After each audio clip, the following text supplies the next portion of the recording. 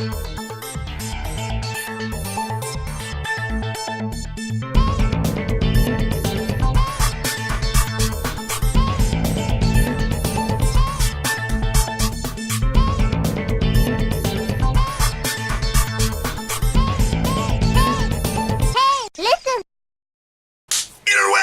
Welcome back! Season 5 of the moralgamer!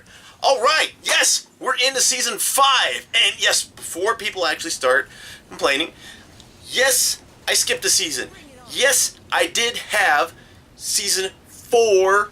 I skipped over that. If Samsung can get away with it with their Note 5 to Note 7, I can get away with it. So this is officially Season 5. Season 4 was pretty much wasted with a lot of just live streams because I didn't have time to put out as many reviews as I wanted. But, c'est la vie! So, Season 5, let's kick this off with Mighty number 9! Good game, bad game, history lesson. Let's roll right into the concept here. Which the concept is a lot like Mega Man. Everyone says, Mega Man, Mega Man, Mega Man. This is the Mega Man game we've always wanted! Which Capcom answered with the Legacy Collection, was it? The one where basically was the first 3 games. Okay, gotcha. Okay. That's not what this is. This is not Mega Man. And I will give you the similarities. Yes, 9 is blue. Yes, 9 has his, like, little arm cannon and stuff. Yes, 9 collects power-ups from bosses. But that's it. That is all the similarities. And superficially, people will say, oh, that's enough to convict. That's a smoking gun. No, that's not. That's not. As a Mega Man fan. Had to get my Mega Man 2. And collections! Why am I showing you these? By the way, if you ever want to play Mega Man, get a PlayStation 2 and get these 2 collections. You'll spend less on these 2 and a PS2 than you will spend trying to get Mega Man from Steam, from all the different download shops, stuff like that. So yeah, by the way, support link below. Make your purchases there, right? Okay, so here's the thing with Mighty number 9. It's not Mega Man. What really differentiates this game from Mega Man is the pacing. Now in Mega Man, it doesn't matter how quickly you kill enemies. It's about the platforming. It's more about, hey, get from point A to point B. This one is your ability to zip through levels, plow through enemies, and kill faster, faster, faster, faster, faster. And you get power-ups from enemies. And the more enemies you kill in succession, the more powerful you become, with the ceiling, of course. And that ceiling basically allows you to be like almost godlike, hot knife through butter. And that is freaking awesome! Because you're running through, you're gunning, you get all this power, and you just really feel like you can dodge these levels, just zip through them, I don't know how to explain this, but this is just freaking awesome! The thing is, though, is that if you fail to kill enemies quickly, then your power goes down and you're back to where you started at the beginning of the level. Not physically, your character's not put all the way back there, but back to the same power levels is what happens. It just is what it is. But they're pushing you to keep killing. They're pushing you, keep it going, keep your rhythm, keep your movement, don't stop, just keep moving.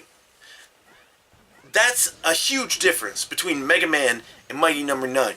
Also, you're not killing boss characters or destroying them or whatever, like, you know, you get pew pew pew when you kill them on Mega Man. No, in this case, you're actually recruiting them. You defeat them, and it's kind of like the old Japanese honor thing. Oh, you have defeated me in battle. I will aid you in your quest.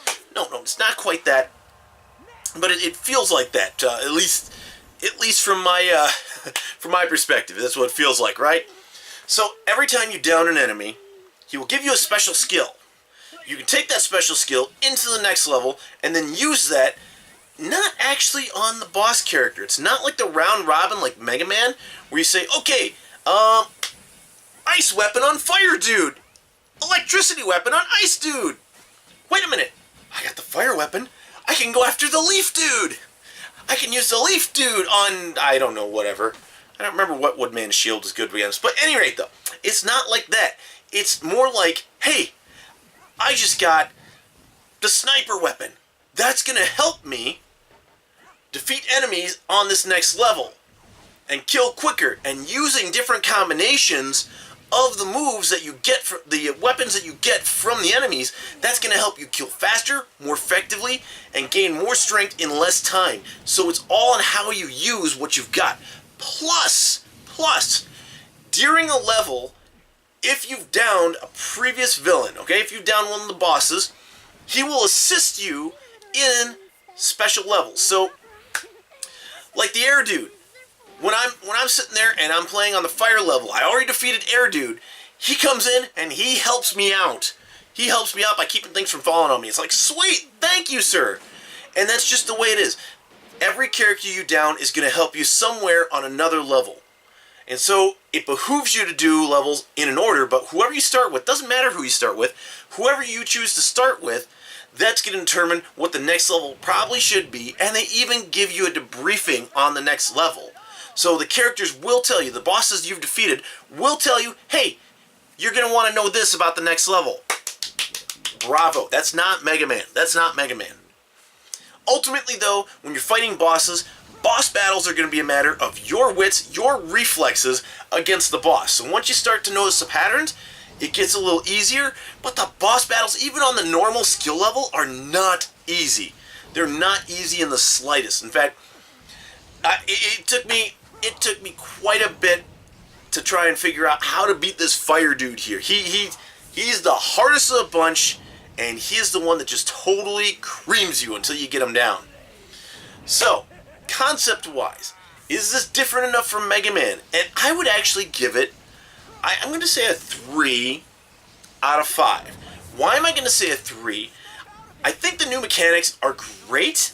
I like that you're being helped. It is close enough to Mega Man where I can understand how people got the two confused and said, oh, this is just a Mega Man game. I can understand that similarity. And so I would say it hasn't made itself diverged enough to where I would solidly say that this game is not Mega Man. But having played it, at least it is middle of the line enough to say, hey, this is not Mega Man. Let's move on from here. So that is something I will say, and let's move on. Come on! Snap out of it! Now!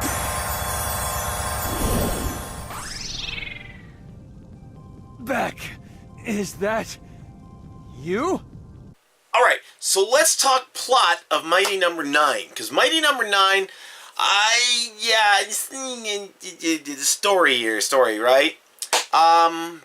It had a story, something about robots, something about them trying to take out humanity, something... This just seems like this was inspired by Mega Man X. That's all this feels like. I'm expecting Sigma to pop up, you know, at the end. It's not as well fleshed out of a story as I would hope. And it's not even memorable. That's a problem. Because I had to review some of my footage to actually remember what the plot was to Mighty Number 9. I had to review footage. So basically, 9, his actual name is Beck. He is actually going through and he's trying to take out other robots that have sided against humanity. They've been convinced over the dark side, but he has to like remove virus from them, cleanse them, whatever, and then they turn back to the light side, and then they want to help. There's 3 doctors in there, someone named Trinity. It's the whole thing is just it's a mess. And it's not actually very memorable. And what makes it worse is the way they tell the story. I mean, this right here, this... Incidentally, Sonda, I caught a bit of news on the way here. The president of Cherry Dynamics was insisting the source of the incident is Dr. Blackwell. What? Poppycock! Blackwell is a genius, but he couldn't possibly be behind this. I would expect this in maybe an early PlayStation game, okay? The characters, they're not even talking right. They're not talking right. Come on, make these characters believable. Help me, I want to believe. They just, oh man. I'm actually giving the story for this one a 1 out of 5 because Mighty Number 9 it's not memorable. It's not memorable. It's not told well. Nothing about it. He's even got this girlfriend there, and oh man, just rewatching everything. None of this beck and call, right? Yeah, none of this really makes me want to play this for the story. It's all about the time attack, which they do have some additional time attack modes. We'll get into that in a bit. But story is getting a 1 out of 5 for being one of the most forgettable things that I've played in a long, long time.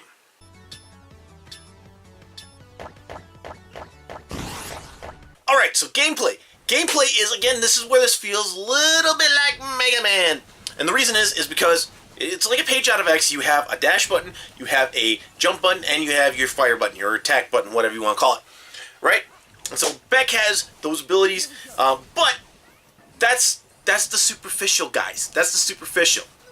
Now, there are 2 ways to defeat an enemy, okay? The first way is as soon as you shoot an enemy up, you can actually dash through them. If you dash through an enemy that's flashing, that's how you get more powerful. The more enemies that you do, that you get them to that flashing point where they'll like flash a different color and then zip through them, the more enemies you do that to, the stronger you get because you're absorbing their power. You're absorbing them into you.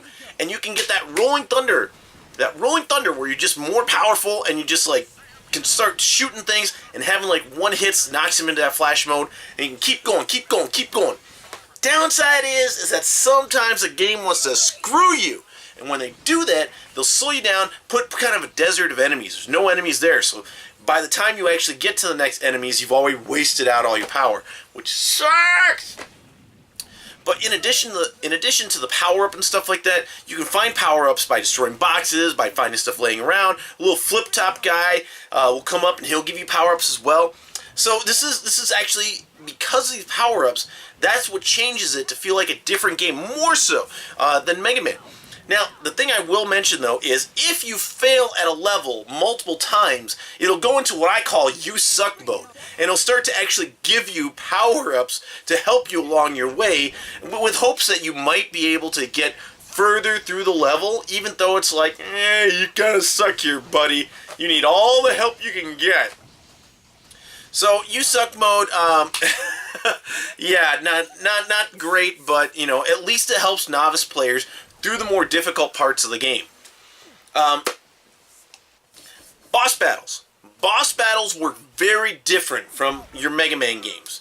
And when you're fighting your boss, you have to drill them like you do most boss battles in any game, right? Drill them, but when they get flashing, you zip through them with your dash, and that's how you knock them down. Otherwise, if you don't do that, some bosses will actually regain health because you didn't zip through them, you didn't knock that health bar down, and then you have to like start all over from that last portion. But as you zip through the enemies, they will generally tend to get more and more powerful attacks, more screen-filling attacks, stuff that just tears you up, and it's frustrating at times. But again, if you're able to do this, you know, it puts you ahead of the game. I mean, this is what I like about it, because you have to think strategically. Am I going to fight this enemy from a distance? Am I going to fight this enemy from a distance and keep myself safe? Or do I have to kind of measure where I'm at in the fight and keep track of that so that when they get down to that last hit, I can tag them, zip through them, get that power from them, and then get them on to the next. So it's more strategic in that way, and I do like that. That is a good change. I like that more than Mega Man in some ways. At the other hand, though, it is annoying because some bosses will specifically find ways to screw over you when they're flashing and stuff. I think this game, gameplay-wise, it does all that you'd expect. Okay, it's all you'd expect. The jumping from place to place, dodging enemies that are attacking you. Even this car section here. This is frustrating at times for me, but even the car section gives you a little variety and stuff. So like the Mega Man X games, you're seeing more. You're seeing stages that aren't necessarily tailored to the enemies, but there's enough variety there to tell you that, hey, you're at least not going through the motions over and over with the same thing again. So, gameplay-wise, this game is competent in what it does. I would give this a 4 out of 5. And the reason I say a 4 out of 5 is because at one point you realize that as soon as you get the blade, you can just rock the blade, and that's all you need. And the game gets too easy when you're rocking the blade, versus if you were to actually go through the game with just your blaster. Even then, I would also say the weapons themselves, it's not like, oh hey, I can use the spark weapon on the water guy or anything. It's not like that anymore. It's now, the weapons are for killing enemies during the stage, but when it's fighting the bosses, it's a one-on-one match between you and that boss, and you have to fight them directly. So, given that that's no longer dependent on the weapon you have, but the weapon is now your choice in getting through the level, I think that's actually a nice turn, and that differentiates it enough, and really does mix things up, I think. A little bit less strategy on the order, but more strategy on the level. Boss order doesn't matter as much, but the level strategy, how you're going to get through it, that's what matters. So again, 4 out of 5. My blades hunger!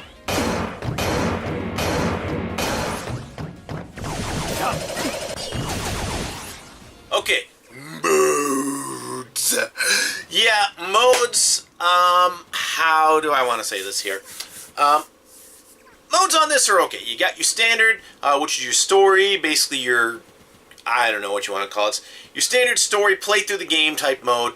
Yeah, whatever. We expect it. In addition to that, they add a challenge and a race mode, and these are not what I hope. Challenge is just like, hey, here's a goal, go beat it. Guys, I understand that, like, okay, when you got to Mega Man 2 had, hey, do you want to play normal or hard? Hey! And that was basically their modes, more or less. In this one, I'm not impressed, because you could have done without the challenges. You could have done without anything else. Just given us the core game and said that's it. I mean, I guess the one thing that I was led to believe, I want to say, was that they actually had a special mode where maybe when you beat the game, you could play 2-player co-op and go through special missions. That would have been fun, especially if Rockman Power Battles, off the chain! I love that one. I would have loved to see them do something similar to that here, where it was more, hey, we can actually go through, we can do more, play more, have more fun, yay! But given the fact that all they had was your basic game mode, but then on top of that, they even had the, was it the game mode they had? And on top of that, they had the online races and stuff. I was not a fan of this. I said, boo. Base story's there, so I'm going to say a 3 out of 5. Fair enough, because at least the base story's there. It's not like they're missing anything critical to the game. But the extras there are not enough to make me want more. There's nothing that actually there that makes me want to play the game more once I beat it. So I'm disappointed with how they basically packaged this game, trying to make it seem like they're doing a favor for it when they're not. So yeah. So okay. So is this a family-friendly game? And well, okay. Think about it this way. Okay, it's like Mega Man. Mega Man has you running. Gosh, I got to lay off the Mega Man, but you know, if you're out there and you're familiar with that property, you can pretty much judge how family friendly this is going to be, because it is a lot like it. It's going to be your standard. You got your little robot guy running. He's going to be shooting with his arm cannon, and he's going to be basically destroying most robots. It's all robots you're fighting, no real humans here. But destroying the robots, and then he's absorbing powers from them and stuff like that. So, if you have issues with robot-on-robot violence, that's the point where you basically wouldn't want your kids playing it. Weapons usage, because obviously he's shooting guns, he gets a sniper rifle at one point, even gets a helicopter blade, you know, swords, well, the claw sword slash thing, basically. So, that's all I can really come up with that I would have issues with. I mean, even if you're looking at it from a worldview standpoint, I mean, it's the one lone hero risks it all to save humanity. I mean, that's all this game is. So, family friendly enough. I would give this a 4 out of 5. I mean, yes, it's not perfect family friendly. There's possibly some stuff there that you could say, hey, whoa, no. But at the same time, though, I mean, overall, it is mostly a friendly game. So, not much I can complain about here. Bring it! Here we go. With these scores combined, we're getting a 3 out of 5. Why is this game getting a 3 out of 5? Well, it does everything it needs to stand out away from what everyone thought it was going to be. But the problem with it is, though, is that Mighty Number 9, it just doesn't do enough to make itself a great game. 3 is not shabby, okay? 3 is not shabby by any means. But 3 to me basically says, okay, you guys did an average game, something that honestly I would pay for. I would pay. I'd play it again. Definitely worth about a $10 price tag. I think I paid $19.99 when it first came out. But hey, throw it on for about $9.99. Keep it out there like that, guys. We'll be good. Okay, and if you ever want to do a follow-up, let us who have already purchased the game, like, maybe do a season pass or something like that, where we get story 2 and we get to dump our current weapons into the new story. That would be awesome. Something you needed to do, Capcom. But overall, though, it was competent enough in what it did. It was fun for what it was. It just wasn't great. It wasn't anything that would put me over the edge and say, I gotta go play this game. No, it's just more like, it was fun. I had to play it because it came out when it did. But I'm just, 3 out of 5. Well, as always, I need to say, moralgamer! Remember to like, subscribe, comment, share. Gameplay channel, review channel, links below. And Kids channel, I'm trying to post more kid-friendly content on moralgamer Kids. This channel, I've got a lot of mixed content, so look forward to more coming out there. And I've also started a Daily Motion channel as well, and I'll try and get that into the links below as well. But the most important is always the support link, because you can make your Amazon purchase there. Helps us out. You know, hey, everyone wins, right? Any rate, what did you think of Mighty Number 9? Comments below, and I look forward to seeing you next time, next review. Thanks for watching.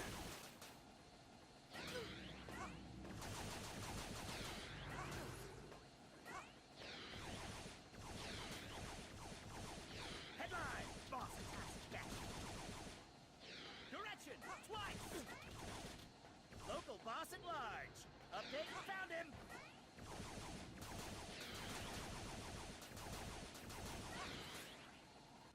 Come on.